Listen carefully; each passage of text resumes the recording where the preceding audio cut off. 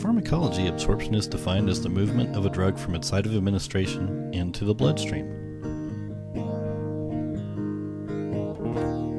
The rate of absorption determines how soon drug effects will take place, and the amount of absorption that occurs helps determine how intense drug effects will be. Knowing how soon a drug may be absorbed can be important in some scenarios, such as treating a patient in extreme pain. Knowing how much of a drug may be absorbed is important in determining how much to give in order to be effective without giving too much. Drugs with rapid dissolution have more rapid onset than those with slow dissolution. The larger the surface area, the faster the absorption.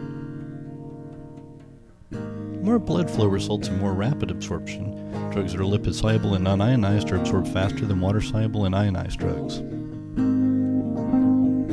Ionization of drugs is pH dependent. With aging there is decreased absorption and it takes longer for drugs to take effect.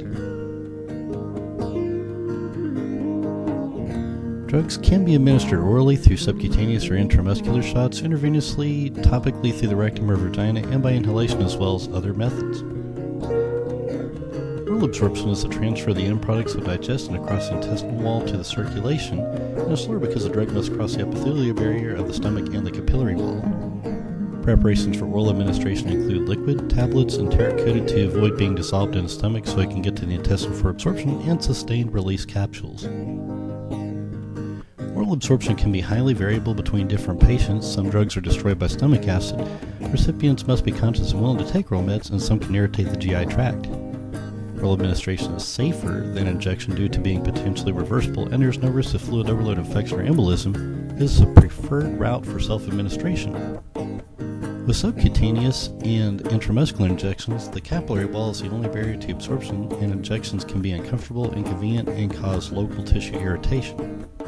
These routes can be used for drugs that aren't suited for IVs because of poor solubility, and for depot preparations designed for slow drug absorption. There is no barrier to absorption when a drug is given by IV. Disadvantages include high cost, difficulty, and inconvenience of administration, irreversibility, fluid overload, infection, and embolism. Advantages include rapid onset, good control of the drug level, can use large volumes of fluids, and the ability to administer drugs that might otherwise irritate the GI tract. Knowing the different aspects of absorption will help a nurse perform the proper assessment, administration, and evaluation of medications.